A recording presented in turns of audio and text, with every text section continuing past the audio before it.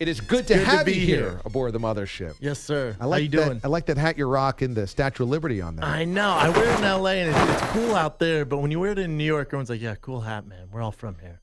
Everyone's like, did you buy that at a tourist gift I know, shop? I look like a straight tourist. Just get 100% tourist. Did you get that at the Empire State Building? I know. I did not, man. I got this offline. Yeah, I messed up. How you doing, man? I'm great, man. I'm really, really good. This fight is fascinating for so many reasons. Coming up on Saturday on Showtime pay-per-view, you've got Deontay Wilder against Tyson Fury. You've got Wilder, who's the WBC world champion, against Fury, who is just a monster as well. This pay-per-view is available on every single possible device. In fact, it's even being shown at some movie theaters across the country. Just the matchup is awesome. If people are comparing this to maybe Tyson Lennox Lewis as the last great heavyweight American bout on American soil, would that be a good comp? Yeah, I think that's fair. And some of the old boxing heads are like, come on, you guys are exaggerating. But, with Deontay Wilder, he's 40-0, 39 knockouts. He's always looking to get validated. I think, he's had some big fights. His last fight against Ortiz was a tough one, and he came away, in flying colors, and he was in trouble in that fight a little bit, but he did end up getting the knockout. So, this fight with Fury is a really, really big one for the sport in general. And, you look at the story of Tyson Fury, who 2 years ago was 400 pounds, suicidal, on top of he was on top of the world, and he goes from that to suicidal 400 pounds. Fast forward now, he's lost, I don't know how many pounds he's lost. He's lost hundreds of pounds, and he's in shape. He's had 2 warm-up fights, and it's a tough fight for Fury. And Fury's my favorite fighter, but I just think he's kind of bitten off more than he can chew here. Tell me about Tyson Fury's background for our listeners that are going, wait a second, this guy was 400 pounds and he was out of work, and now he's going to vie for a heavyweight championship. How did he get there? What happened in his life? Phenomenal story. So he's always dealt with mental health issues. He's had horrible depression, stuff like that. And 2 years ago, he fought Vladimir Klitschko, who's the perennial champ, unbeaten for a long time, him and his brother. And he ended up beating him, so he is the champion of the world, and he thought that was the answer for his life, and kind of spiraled out of control from there. Drugs, booze, food, and blew up to 400 pounds. Quit the sport. He was unfit to fight. They stripped him of all his belts. It's 2 years ago. Wow. Fast forward to now. 2 years ago, he said he was sitting on his couch at home, and he saw an interview that Deontay Wilder did, and goes, it's a shame Tyson Fury's done. He's never going to come back, so we just got to move on from that. And he said that encouraged him to try to get back in shape and say, this isn't how my story ends. I need to get back. I need to fight for everyone who's suffering from mental illness, and I got to get back on track here. He said he walked out of his house.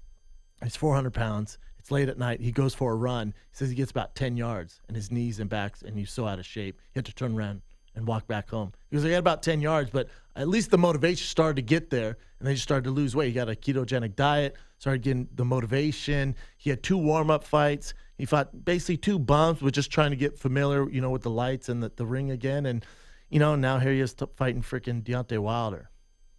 I mean, he had to have lost 200 pounds, and that's 2 years ago, and now he's in the ring. But you think that this matchup is just the odds are stacked against him too much, as you mentioned, against a champ like Wilder. That being said, I won't be surprised whoever wins this fight. Because one thing about Tyson Fury is you're not going to find another heavyweight like him on the planet. He's 6'8". He moves like a center in the NBA. He's very slick. He's hard to hit. He's very awkward. He's an athletic guy. He doesn't mind if it's an awkward fight and he wins off points. So as far as pure boxing goes, he's a better boxer than Deontay Wilder probably. But Deontay Wilder's the younger, the power puncher. He has a lot going for him. Brendan Schaub joins us here in studio talking about this huge Wilder-Fury fight coming up on Saturday, 9 p.m. Eastern Time, 6 p.m. Pacific, from Staples Center in Los Angeles. Let's talk about the raw power of Deontay Wilder. I mean, the guy he generates so much explosion and so much power. Who can we compare that type of explosion to in his fists? It's kind of a weird comparison because no one really does this. But Mike Tyson, when Mike Tyson hit guys, they fall down. With Deontay Wilder, it's scary to realize with him is he's as powerful in the first round as he is in the 12th round. He's knocked Ortiz out in the 10th round, so he's a guy where that power never goes away. he's fought 40 guys. He's knocked out every opponent he's ever faced. The one guy, he's 40-0, 39 knockouts. So that one guy that lasted the distance, he ended up knocking out in the rematch. So he's knocked out everyone he's ever faced. This is what I don't understand. And I've been with Deontay Wilder, and I've interviewed a million guys. I'm sure you have too. Sometimes people just have it. And he's 40-0, and he has it. Why is he not a mainstream? How is he not on every network in the world? I can't figure it out. Well, it's a great question, and it's worth exploring here because you see the entertainment world. Yes. You know the sports world very well. And I don't know if boxing allows that. I mean, Conor McGregor has done it, but does boxing... Can we get somebody who's an A-list star anymore in boxing based on where the sport is? What do you think? Anthony Joshua over in the UK is a huge star. Obviously, But that's the UK. That's the UK. Could we have an Anthony Joshua fame here? I don't think so. I don't think so. I think we're not invested as much. Conor McGregor's a bigger star here. Yeah. He's not even from here, and he kind of transcended into pop culture. You got Canelo. And Canelo's a big name, but Mayweather, maybe the biggest pay-per-view draw of all time. Mayweather's probably the closest we've had since Mike Tyson to really moving the PR needle. For a long time, too, people knowing him. Yeah. And Holyfield was there, but he was never really interesting. He was too nice. He was too nice.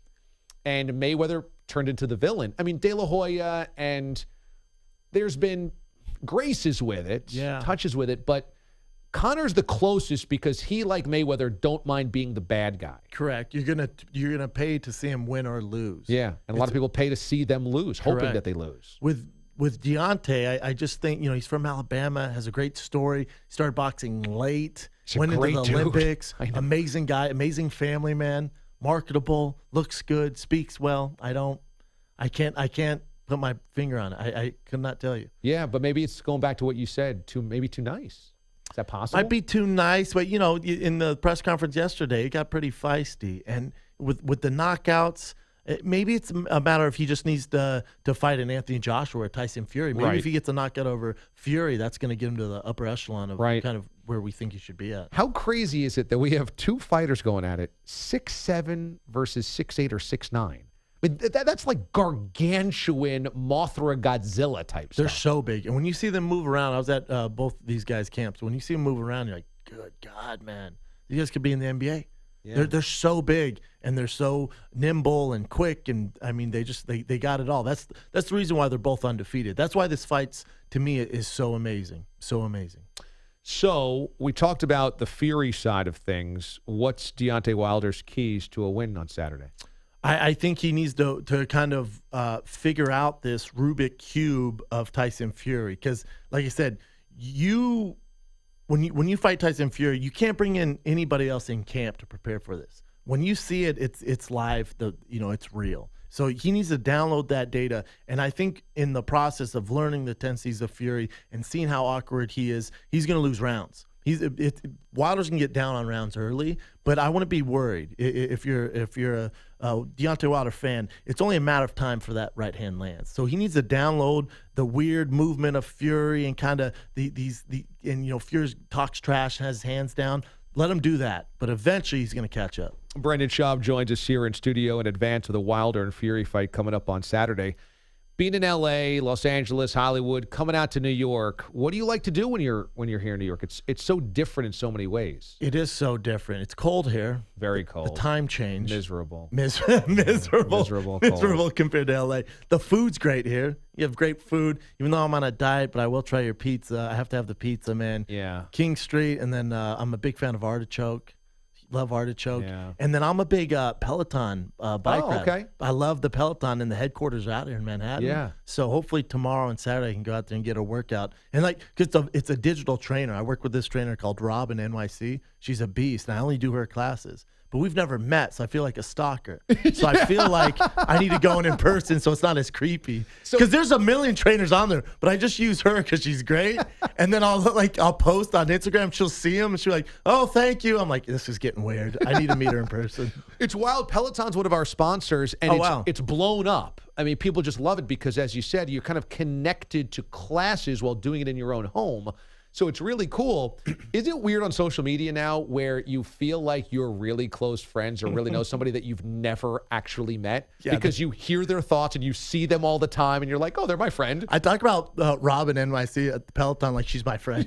She's probably going to hear this. She's like, I don't know what's going on. This is so weird. Yeah, with Peloton, I find it so funny. They're not a sponsor of mine, nothing. I didn't get a discount on this thing. I bought this thing because I got so busy. I'd find myself trying to find a workout, and I'd be so swamped I'd miss my workouts, so I need something at home. And I saw a commercial for it. I'm like, that could be cool. I like riding bikes. My knees are bad, even though I love to run. And so I started doing it. I've done everything, man. I had a cappuccino with the Buffalo Bills in the NFL, played Division I football, fought in the UFC for damn near 10 years. I've done all the workouts you can imagine. And I just love this thing. And I think it's so funny because guys are like, come on, bro, that's for chicks. I'm like, no, try it, man. It's actually really tough. Yeah. It's not. It's a damn good workout. Yeah. I'll burn 1,000 calories. My big ass burns 1,000 calories. I feel good on it, man. If you can find a way to burn 1,000 calories and not want to kill yourself, that's an amazing workout. I get after it. Robin motivates me, man. Not in a creepy way, Robin, if you see this. Not in a creepy way. Robin in NYC. Robin NYC. We need to find her. I know. She's like the head. She used to be a lawyer in Philadelphia. Now she does this. You can see her, right? So you know what she looks like? Yes, which makes it less creepy. But she can't see me. She can't see. That's creepy. That's the difference. I know people are like, dude, Peloton's creepy. No, it's not. It's a great workout. You work out with multiple trainers. I just have a weird thing. If I find a good one, I stick with it. Brendan Schaub joining us. So coming up on Saturday, Showtime pay-per-view, 9 p.m. Eastern Time, 6 p.m. Pacific from Staples Center in L.A. You can get this on every device, traditional cable, satellite, streaming online, phones, tablets, even some movie theaters showing it nationwide as well. WBC champ Deontay Wilder takes on, right now, Tyson Fury, who's one of the best stories in all of the fight game. You got a prediction in specific round? Yeah, and it's tough for me to predict this because I do love Tyson Fury, but I think Deontay Wilder catches him late, 10th or 11th round. I think we get a knockout, which is, Tyson Fury's never been knocked out. Yeah. He's been sat down a long time ago against Cunningham, but he's never been knocked out. But there's something special about Deontay Wilder. Brendan, it's always good to catch up, buddy. Yeah, you're the best, man. Yeah. I was excited. I look at the press sheet, and this is the one I star. You guys are the best. Always welcome to come back. We have a cake in there for breakfast, so if you want a slice of cake before you go see Robin. I haven't burned my calories yet, so I'm going to pass right now. Okay. Robin's going to be pissed if I eat that thing. I don't want her to find out. Tell Robin we said hello. Yeah, I will. You tell her. They sponsor this show, man. And I'm going to come out to L.A. and wear a hat with, like, the Hollywood sign on it, okay? Please do. Please do. I should have came in with a Yankees jersey and a foam finger.